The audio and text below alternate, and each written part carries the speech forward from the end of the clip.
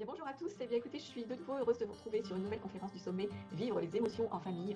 Donc, je suis Fabienne Clavier, je suis l'organisatrice, l'animatrice de ce sommet qui fait suite aux différents sommets grossesse, bébé, petite enfance, adolescence, salon maternité, bébé. Voilà, donc ce sommet qui se veut vraiment tout autour des émotions en famille, qu'il s'agisse celles de nos enfants, les nôtres en tant que parents, en tant que couple ou en tant que maman, que femme en tout cas. Voilà, ça peut s'adresser aussi au papa, bien sûr. Euh, donc là, aujourd'hui, on va plutôt parler des émotions de nos enfants et comment nous, on peut réagir face à ces émotions qui peuvent parfois déborder. Donc, ils tapent, ils frappent, ils hurlent, ils nous manquent de respect. En fait, que faire? Mais quel que soit l'âge, hein, que ce soit petit de petit jusqu'à l'adolescence, voilà, il peut se passer effectivement des émotions qui débordent un peu. Et donc, on va voir que faire aujourd'hui par rapport à ces émotions-là en tant que parent, qu'est-ce qu'on peut mettre en place. Donc, on va avoir des outils concrets pour poser aussi des règles et des limites par rapport à notre autorité, voilà, comment nous on gère tout ça. Et puis on va voir aussi des exemples très concrets. Alors, on va vraiment rentrer dans quelque chose de très concret, se mettre à la place de ce qui se passe. Voilà, ça peut faire vraiment écho à ce que vous vivez. Donc, je vous invite vraiment à écouter cette conférence et puis faire les exercices en même temps qu'on va les faire nous aussi. Donc, écoutez, pour parler de tout ça, moi j'accueille aujourd'hui Edna Goutia. Bonjour Edna. Bonjour Fabienne, je suis Donc, ravie d'être avec toi. merci à toi d'intervenir sur ces sujets voilà, que tu connais sur le bout des doigts. Donc, on va parler un peu de discipline positive. Donc, ça peut être un grand mot aussi, la discipline positive, mais tu nous expliqueras avec douceur ce que c'est exactement. Tout à fait. Donc, écoute, pour commencer, je t'invite à te présenter. Eh bien, donc moi je m'appelle Edna Gouchia, je suis formatrice en discipline positive et membre de l'association Discipline Positive France. Donc effectivement, pour dire deux mots sur la discipline positive, c'est une approche éducative qui va conjuguer à la fois la fermeté et la bienveillance. Et c'est vrai que dans cette approche-là, on est sur des choses qui sont vraiment très concrètes et très pratiques, avec des outils qu'on va pouvoir directement appliquer au sein de la famille, mais aussi la discipline positive s'applique dans les classes, en entreprise. Mais là, on va vraiment se centrer sur la partie famille. Voilà. Et puis à part ça, je suis quand même aussi une maman d'enfants qui ont aujourd'hui entre 9 et 23 ans dans une famille voilà, de 4 enfants, un beau laboratoire familial qui me permet de mettre en pratique toutes les belles choses que, que j'ai appris et que j'essaie de transmettre au mieux aux parents qui comme moi, veulent plus de sérénité et de joie dans la famille. Ok, bah écoute, donc on va rentrer directement dans ce sujet passionnant avec vraiment des exemples concrets. C'est ça. Alors, ce que je te propose, c'est, je vais partager mon écran parce que j'ai préparé une petite, voilà, une présentation qui va nous permettre, hop, voilà. Donc, on est sur ce sujet-là de il tape, il jette, il hurle, il manque de respect. Mais qu'est-ce qu'on peut faire concrètement? Parce qu'une fois qu'on a fait le tour un petit peu de la théorie, il y a quand même la pratique. C'est au quotidien, qu'est-ce qu'on va pouvoir faire? Donc voilà, ça c'était la partie présentation. Oui, je suis aussi auteur du blog La Famille Positive et on peut me retrouver aussi sur les réseaux sociaux. Alors, cette conférence, finalement, va, comme tu l'as dit, proposer des outils très concrets. Mais avant de commencer, en fait, il faut vraiment, je vais faire un petit rappel, même si dans le sommet, je sais qu'il y a des conférences qui sont entièrement dédiées à ça, sur comprendre les capacités du cerveau en fonction de l'âge de l'enfant. Parce que, effectivement, en fonction de l'âge de l'enfant, la capacité du cerveau à gérer les émotions n'est pas la même. Et par exemple, bon, pour un enfant qui a moins de 6 mois, il faut savoir que le cerveau est bien sûr immature. Le métabolisme du stress, par contre, lui, est mature. Et finalement, un enfant, en moins de 3 minutes, il va avoir des pleurs qui vont monter à un niveau de stress maximum. Et en fait, bien évidemment, un enfant de moins de 6 mois, on ne va pas pouvoir lui dire d'arrêter de hurler, de crier, des trucs. On est vraiment sur quelque chose d'instinctif et qui relève de la survie. Alors, avant 18 mois, souvent, on va penser que l'enfant est centré sur lui. Et en fait, non, non, non. L'enfant, il a développé déjà l'empathie et l'altruisme. Et donc, il peut déceler chez son parent la détresse. Et puis, il peut aussi venir naturellement en aide à une personne qui est en difficulté. Donc ça, il y a eu des expériences. Alors, je ne vais pas mettre la vidéo, mais il y a eu des expériences qui ont été menées avec des jeunes enfants où on voit qu'ils vont venir naturellement en aide à quelqu'un qui est en détresse. Mais ça, c'est seulement si les besoins de l'enfant sont satisfaits et s'il se sent en sécurité. Donc, en fait, cette capacité à connecter à l'autre va être présente à partir du moment où l'enfant se sent bien. Avant 2 ans, en fait, il faut savoir que l'enfant n'a pas la notion du temps. Donc, notamment quand il joue, lui dire dans 5 minutes c'est terminé, voilà. Voilà, il peut du coup se créer des frustrations énormes pour l'enfant parce qu'il n'a pas cette notion du temps. La coordination est approximative, ça veut dire que quand un enfant il essaie de manger tout seul et qu'il n'y arrive pas, ça peut créer de la frustration. Et vraiment, là encore, on est toujours sur des caractéristiques très primaires de réaction du cerveau. Et puis, il a aussi la difficulté d'inhiber le geste, c'est-à-dire que il a besoin de quelque chose, il a envie de quelque chose, et ben il va le prendre et puis un point c'est tout. Et puis quand il va frapper, quand il va crier, quand il va mordre, ça va être vraiment sans intention de faire mal, mais encore une fois par une réaction automatique de ce qu'il ressent. À moins de 3 ans, il faut savoir que l'enfant, il n'a pas de plaisir à jouer avec les autres et du coup, pas de plaisir à prêter ses affaires s'il n'a pas envie. Il est incapable toujours de gérer ses émotions et puis toujours cette difficulté à inhiber le geste. Je veux, je prends, un point, c'est tout. Avant 4 ans, alors on entend beaucoup, des fois on entend des parents dire: «Ah il est capricieux, ah il sait ce qu'il veut» et cetera.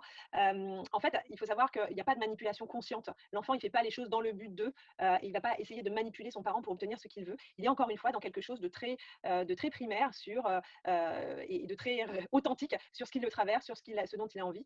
Et donc, pareil, incapacité à gérer les émotions. Donc, en fait, demander à un enfant de gérer ses émotions, d'être raisonnable quand il se met à crier, quand il se met à mordre et tout, en fait, c'est illusoire. Il n'a pas la capacité physiologique de le faire. Et ça, c'est intéressant quand même de le savoir parce que ça permet de remettre les choses en perspective et de se dire, bon, en fait, mon enfant, quand il est dans cet état-là, en réalité, il ne se sent pas bien, il n'est pas bien. Et qu'est-ce que moi, en tant que parent, je vais pouvoir faire pour l'amener à se sentir mieux? Alors, du coup, ça ne veut pas dire pour autant qu'on peut laisser nos enfants faire ce qu'ils veulent, sous prétexte qu'ils ne gèrent pas leurs émotions ou qu'ils ne gèrent pas les choses. Nous, les parents, on est là quand même pour les aider à grandir et les aider à acquérir justement cette capacité à gérer les émotions, à accepter la frustration, et cetera. Pour autant, quand on regarde le sondage Ipsos là, dont je fais référence, on dit qu'aujourd'hui, il y a 76 des parents qui pensent que c'est plus difficile d'être parent aujourd'hui. Et ça, c'est vraiment lié à quelque chose qui fait que l'autorité et le rapport à l'autorité a changé ces dernières décennies parce que c'est vrai que depuis des siècles, en fait, on avait une autorité qui était très verticale et ces derniers temps, l'autorité a tendance à s'aplanir avec l'arrivée des droits, alors que ce soit dans le monde du travail, que ce soit dans la hiérarchie familiale, etc. Tout ça, ça a tendance à s'aplanir. Voilà, le droit du travail, le droit des femmes, le droit des enfants, etc., etc. Et du coup, eh bien, ça amène à revoir un peu ces modèles-là où l'autorité, elle est plus acceptée de la même façon. Et la difficulté, c'est finalement, c'est comment poser une autorité qui va être juste, qui va être acceptée et acceptable, autant pour l'enfant que pour le parent dans notre situation. Alors, on parle beaucoup d'éducation positive et la discipline positive fait partie de ces mouvements, on va dire, d'éducation positive.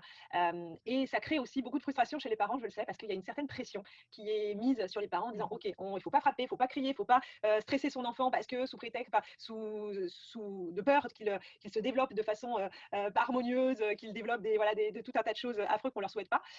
Mais du coup, il y a cette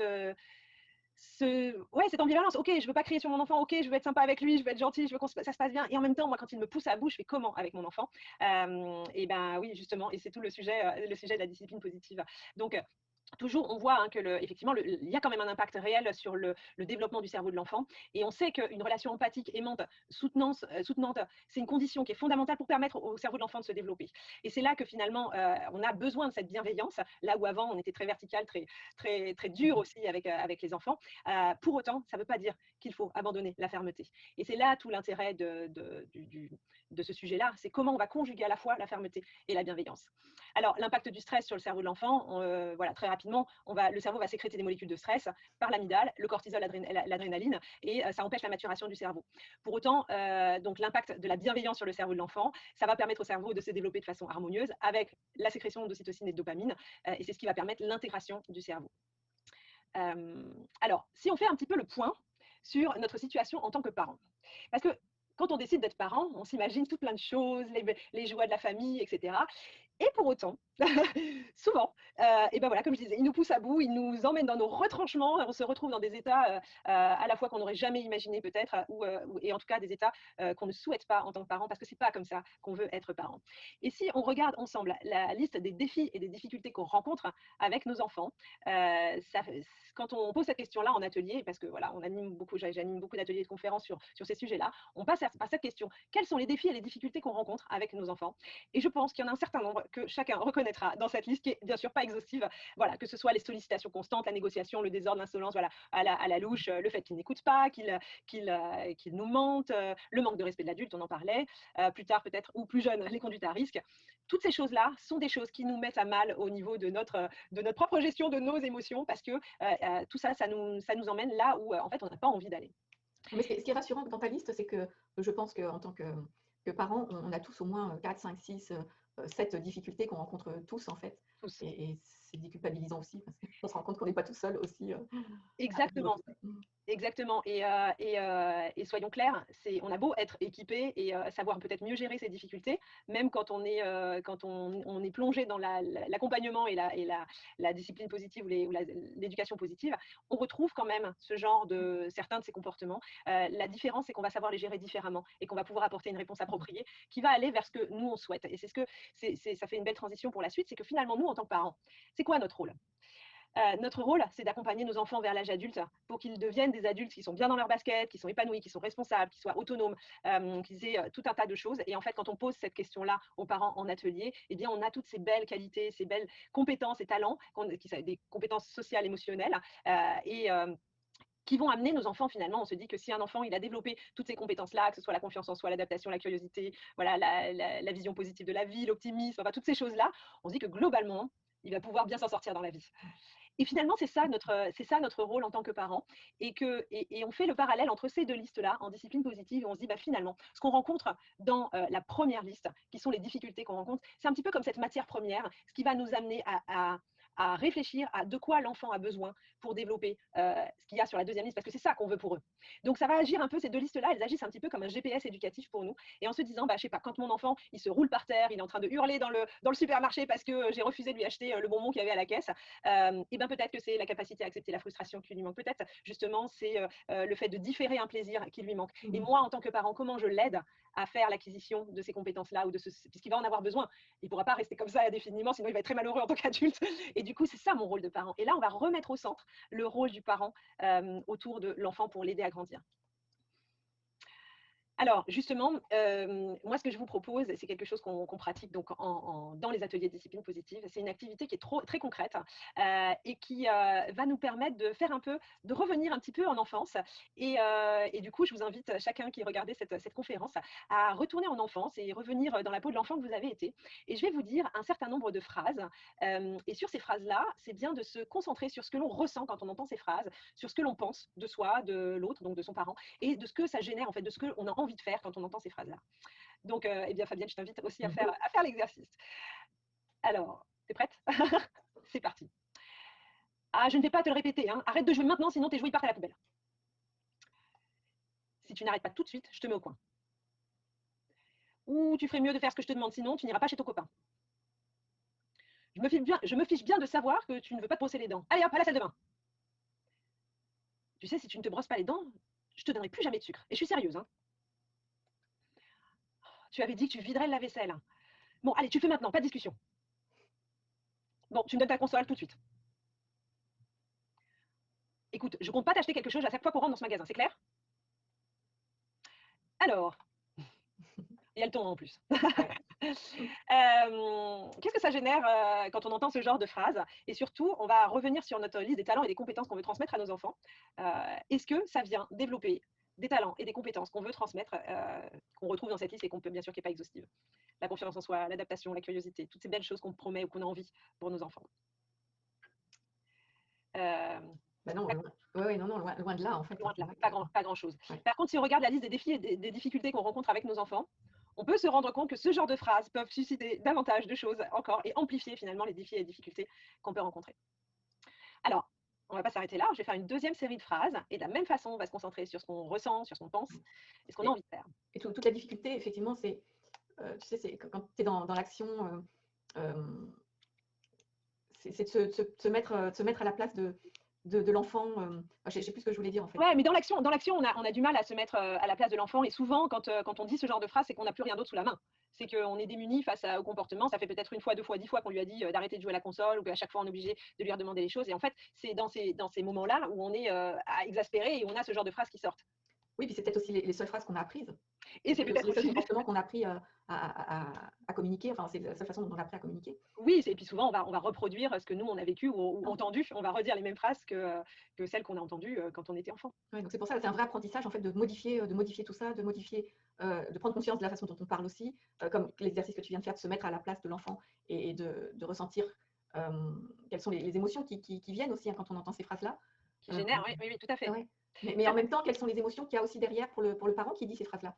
Parce qu'en fait, il y a ça, c'est parfois c'est presque inconscient, c'est incontrôlable de lancer des phrases comme ça sans même percuter que ça puisse générer autre chose que que le bon qu'on voudrait pour notre enfant, quoi, en fait. C'est ça, le bon qu'on voudrait pour notre enfant, c'est quelque chose qui est sous-jacent et en fait, au moment où on réagit comme ça et qu'on dit ce genre de phrase, c'est juste qu'on en a ras-le-bol et en fait, on n'est plus du tout connecté à cette chose-là, qu'on veut pour nos enfants et c'est en cela que moi j'aime bien dire que, comme tu l'as dit, c'est des phrases, c'est des choses, c'est des réactions qu'on va pouvoir apprendre à avoir, et j'aime bien dire que c'est un peu comme l'apprentissage d'une autre langue. C'est-à-dire que, eh bah, ça s'entraîne. Pour pouvoir parler une langue étrangère et ben ou parler une autre langue et ben, va falloir pratiquer et voilà et on en parlera. Ça ne veut pas dire qu'à chaque fois on aura la bonne phrase, le bon truc qui vient bien, mais en tout cas déjà prendre conscience de dire ouais en fait là je suis pas en train de servir ce que je veux pour mon enfant et pour lui et pour moi parce que la qualité de la relation et le lien qu'on tisse avec lui, il se fait aussi à travers toutes ces phrases là. Alors je te propose qu'on aille maintenant sur cette deuxième série de phrases et, euh, et de la même façon voilà on se centre sur ce qu'on ressent et ce qu'on pense. Ah mais je ne sais pas pourquoi tu ne m'écoutes pas, vraiment tu me fais de la peine. Ah c'est bon, vas-y mon chéri, mais c'est la dernière fois hein. Oh non, s'il te plaît, arrête de pleurer. Bon, je t'achète quelque chose cette fois-ci, mais souviens-toi, hein, je ne veux pas avoir quelque chose à acheter à chaque fois qu'on vient dans ce magasin. Tu sais, si tu ne te brosses pas les dents, moi j'ai peur que tu aies des caries. Bon, je sais que ta tartine, tu peux te la faire tout seul, mais je veux bien te la faire cette fois-ci. Oh, je voudrais vraiment que tu manges ton dîner, là, tu n'as rien mangé. Pense à tous ces petits enfants qui ont faim en Afrique. Ah, t'avais promis de plus faire autant de jeux vidéo si on t'achetait cette console. Bon, allez, t'as encore 5 minutes. Alors, comment on se sent là? Alors sans doute qu'on se sent mieux que sur les premières. C'est ce que j'allais dire. En fait, on se sent mieux quand même. On se sent mieux. Voilà. Ouais. Et c'est ça, et oui. pourtant, Voilà, maintenant pour autant, effectivement, qu'est-ce qu'on pense de son parent? Qu'est-ce qu'on pense de soi? Voilà. Et surtout en termes de compétences qu'on développe chez l'enfant, est-ce que là, on va retrouver des compétences? Est-ce que dans ces phrases-là aussi, est-ce qu'on va retrouver des compétences qu'on veut transmettre à nos enfants? pas Pas forcément. forcément. Non, non, non. Pas forcément. L'enfant va se sentir mieux parce qu'il n'est pas humilié, il est mieux entendu dans ses besoins. Pour autant, il peut aussi penser que le parent est un peu faible, qu'il finalement il a réussi à se le mettre dans la poche. Yes, encore 5 minutes. Et puis peut-être que dans 5 minutes, je pourrais encore avoir 5 minutes, etc., etc. Donc on se rend compte que ce n'est pas non plus forcément une solution. Alors en tant que parent, qu'est-ce qui est le plus facile à faire? Donc on a vu finalement les premières phrases, on était dans la fermeté sans bienveillance. Dans la deuxième phrase, on était dans la bienveillance sans fermeté. Alors qu'est-ce qui est le plus facile pour les parents? Ça dépend. Moi, je pense que ça dépend de l'éducation qu'on a reçue. Ça dépend de l'éducation qu'on a reçue, ça dépend des parents, ça dépend de ce qu'on appelle nous la logique interne et la logique privée. Il y a certains parents qui vont être dans la fermeté et il y en a d'autres qui vont être dans la bienveillance. Souvent d'ailleurs, on va peut-être aussi osciller entre fermeté et bienveillance. C'est-à-dire je vais être ferme, et puis à un moment donné, je suis vraiment trop dur, hop, on va basculer vers la bienveillance, et puis à un moment, ah non, je lui donne ça, il me prend ça, il y en a marre, hop, je rebascule dans la fermeté. Et on va pouvoir osciller, et de la même façon, je suis bienveillant, et puis à un moment donné, ah mais non, il y en a marre. Et ça, c'est ça la difficulté, c'est que souvent, on fait ce qu'on appelle la danse, une danse entre fermeté et bienveillance. Et justement, comment on fait pour conjuguer les deux et être les deux à la fois? Et là, c'est ce que je vous propose dans cette troisième série de phrases. Alors, de la même façon, et je sais que c'est difficile de s'arrêter de jouer, et c'est l'heure de passer à table. Et je comprends que tu préfères regarder la télé plutôt que de faire tes devoirs, et les devoirs doivent être faits en premier.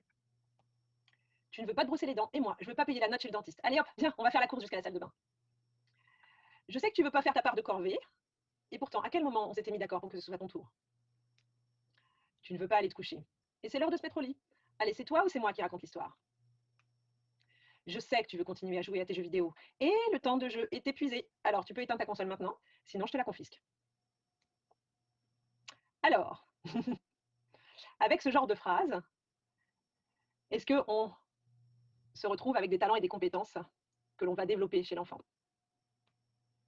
En tout cas, il y a plus de cadres. Il y a plus de cadre, c'est la notion de fermeté. Et c'est vraiment ça, hein, la fermeté, c'est le cadre, c'est le respect de soi aussi en tant qu'adulte. C'est le respect des règles, c'est le respect de la situation. Et la bienveillance, on est dans le respect de l'autre, le respect de l'enfant, des étapes de son développement, de ce qu'il ressent, de ce dont il a envie. Donc, il y a le respect des autres, le respect des engagements. On voit finalement qu'il y a un certain nombre de choses finalement qu'on peut faire ou qu'on peut détourner. Alors, en fonction de l'âge de l'enfant, on ne va pas agir de la même façon, on ne va pas dire les mêmes phrases. On voit que dans les phrases que j'ai dites, il y a des phrases qui vont être adaptées plutôt à des abdos ou à des jeunes enfants. En tout cas, ça génère moins d'émotions, comme on est dans les émotions, ça génère moins d'émotions On se sent plus entendu en tout cas. On se sent entendu et on se sent face à ses responsabilités. On voit que aussi à travers ces phrases-là, il y a un certain travail de préparation du terrain. Mmh. C'est-à-dire qu'il y a des accords, il y a des engagements. On a demandé à l'enfant de s'engager à respecter un certain nombre de choses. Et ça aussi, c'est une des clés en discipline positive. On va impliquer l'enfant dans la définition des règles et des limites. Et on va pouvoir avoir une discussion. Et c'est clair que quand on amène une règle ou une limite à un enfant qu'on a discuté ensemble, en fait, il est moins fort pour pouvoir la contester, puisqu'il a donné son accord, puisqu'on l'a fait ensemble, que j'ai écouté ce dont il avait besoin, que je lui ai partagé aussi ce dont j'avais besoin et qu'on s'était mis d'accord. Ouais. Donc, à partir L'objectif, c'est que ça génère moins d'émotions, dès le départ, exactement. en fait, hein. Mmh. Ça génère moins d'émotions parce qu'il y a cette notion aussi de responsabilité. Je me suis engagée à. Et c'est ce qu'on veut pour nos enfants. On veut que quand ils disent quelque chose, alors aussi, il y a la notion de modèle, hein, c'est-à-dire aussi de la même façon, quand nous, on dit quelque chose, il faut le faire. Et c'est ça le maintien du cadre. Alors, si on regarde justement, si on regarde un petit peu plus en détail cette troisième série de phrases, on voit qu'il y a plusieurs outils qu'on utilise en donnant ces phrases-là. Le fait de valider les sentiments, Mmh. le fait de montrer de la compréhension, c'est-à-dire j'ai de l'empathie pour toi, je sais que c'est difficile et on peut aussi rediriger l'attention, ça marche très bien notamment avec les jeunes enfants, parce qu'ils sont dans l'instant. Donc, à partir du moment où on leur propose un jeu, où on leur propose autre chose ou un autre choix, en fait, ils vont pouvoir aller vers ça. Tenir les engagements qu'on a conclus, voilà, ce qui suppose qu'on a conclu un accord au préalable. Donner des choix à l'enfant, ça lui donne une certaine liberté.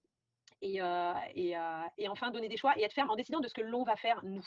Parce que vouloir faire quelque chose à l'enfant, c'est beaucoup plus difficile que de dire, bah écoute, voilà, c'est ce qu'on disait, c'est soit tu éteins la console, soit je te la confisque. Voilà, là, en fait, on sait ce que nous, on va faire si lui, il ne respecte pas son engagement.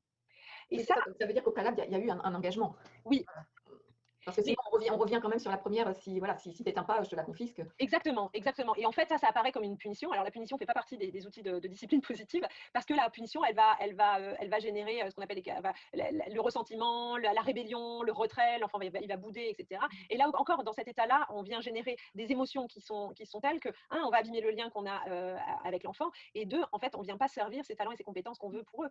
Donc, l'idée, c'est vraiment de se dire comment je prends soin du lien, comment je suis à l'écoute à travers cette bienveillance de mon enfant, de ses émotions, parce que justement, là, ça bouillonne en fait quand ils sont jeunes et même, enfin, je veux dire, même nous en tant qu'adultes, pourtant la maturité du cerveau, elle est là. Quand on a des émotions qui nous assaillent, c'est difficile de résister, d'aller à l'encontre de ça. C'est difficile de retenir des larmes, c'est difficile de retenir une frustration ou une colère. Donc, demander à un enfant dont le cerveau est immature de le faire, c'est encore plus difficile pour eux. C'est pour ça que cet accueil des émotions, il est important, et c'est pour ça aussi qu'on va un peu baliser le chemin en impliquant l'enfant dans la définition des règles, parce que la frustration, la colère, c'est des réactions en fait souvent à quelque chose qui vient de leur trip en fait. Mmh. Donc c'est comment on va baliser ce chemin-là et comment on va les accompagner dans l'accueil de ces émotions et dans le fait de contenir en fait la situation et les débordements qui peuvent s'en suivre. Alors, si on regarde une étude, j'avais envie de proposer dans cette conférence un peu une étude de cas réel, parce que c'est justement, et c'est ce qui nous a inspiré cette conférence, le fait de il jette, il frappe, il mord, que faire. C'était une maman que j'avais en accompagnement individuel qui me disait, bah voilà, mon enfant, il accepte pas du tout la frustration. À chaque fois que je hausse un peu le ton ou qu'il y a un truc qu'il n'arrive pas à faire, et ben il envoie tout balader. Alors c'était un jeune enfant, il jette, alors il frappe, il mord, il se jette par terre, il jette ce qui l'agace, que ce soit le doudou, que ce soit le jouet, que ce soit l'assiette. Enfin bon, il y avait tout qui valdinguait. Il me disait, je ne sais pas comment faire parce que quand je suis dans cet état-là, en fait, des fois, j'ai envie de le prendre et je suis très en colère parce que. Donc, on peut faire plusieurs choses et j'ai repris un petit peu ces éléments-là. Si on regarde les éléments, les outils qu'on a vus juste dans l'exercice précédent, le valider les sentiments, on va pouvoir lui dire qu'en fait, oui, il a le droit d'être en colère, oui, il a le droit d'être triste. C'est vraiment le fait de poser des mots, et en plus ça va être très aidant pour les enfants, de poser des mots sur les émotions. Tu as le droit d'être en colère et c'est quelque chose qui est naturel, c'est normal. Parce que souvent, on va vouloir mettre un coussin et taire les émotions. Et en fait, on se dit finalement, ah ben non, mais je ressens ça, c'est pas bon. Sauf qu'en fait, les émotions, elles sont quand même, c'est un peu des indicateurs de vie. Est-ce qu'à l'intérieur, est-ce que je me sens bien ou est-ce que je me sens pas bien? Si je me sens pas bien, c'est que j'ai quelque chose qui n'est pas respecté et que j'ai besoin de rééquilibrer. Et ça, c'est important que dès le plus jeune âge, on les équipe en mettant des mots sur ces sentiments et en les amenant à les reconnaître. C'est normal de ressentir ça. Le deuxième outil, c'était de montrer de la compréhension. Lui dire, bah oui, je comprends. Eh ben oui, tu n'y arrives pas. Eh ben oui, tu aurais eu envie. Pour toi, c'est pas le moment. L'enfant se sent entendu. Ça ne veut pas dire qu'on approuve ou qu'on dise, bah, je vais accéder à ta demande, mais l'enfant se sent entendu quand on va montrer de la compréhension. Ah oui, c'est frustrant. Tu n'arrives pas à le faire tout seul. Tu voulais pas prêter ton truc ou quoi, ou tu voulais pas me le donner. Rediriger l'attention. Alors, on va pouvoir, ça aussi c'est quelque chose qui est ultra puissant, c'est de proposer un câlin à l'enfant. Je vois que tu n'es pas bien, je vois que ça ne te fait pas plaisir. Est-ce que tu voudrais qu'on se fasse un gros câlin? Je comprends. Alors des fois l'enfant il dira pas du tout, non, non, j'en veux pas ton câlin. Et ben, on pourra simplement lui dire, bah ouais, je comprends, quand tu voudras un câlin, je serai toujours là.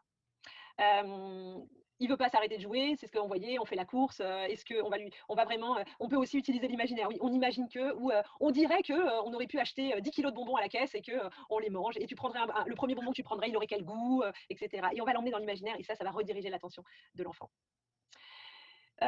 L'autre, c'est tenir les engagements. Donc, on a conclu. Ça suppose qu'on a conclu un accord au préalable. Bon, bah, bien sûr, passer un accord aussi, ça fait partie des outils. Passer un accord, faire le suivi de l'accord, parce que ça suffit pas toujours de passer un accord avec un enfant et de se mettre d'accord sur quelque chose qui sera de sa responsabilité. Souvent, ils vont essayer de chahuter le cadre, voir si ça tient bien. Il y a aussi tout un tas d'activités autour de ça. Et bien sûr, je pourrais en parler pendant des heures. Mais on va conclure des engagements et des désaccords avec l'enfant. Oui, parce que Et quand tu dis conclure un accord, c'est un accord commun. C'est un accord validé par les deux parties. exactement, mais c'est ce que je disais tout à l'heure en fait, quand on va, rentrer dans une démarche d'éducation positive, on va impliquer l'enfant à la fois dans la définition des règles, mais ça veut pas dire que c'est l'enfant qui décide ce qu'il peut faire. C'est qu'on va le discuter, on va avoir un échange, mais on se rend vraiment compte qu'à partir du moment où on a impliqué l'enfant dans la définition de règles ou ça peut être, à 18 h tu arrêtes de jouer à ta console, tu auras eu est-ce que ça te suffit si tu as, 30 minutes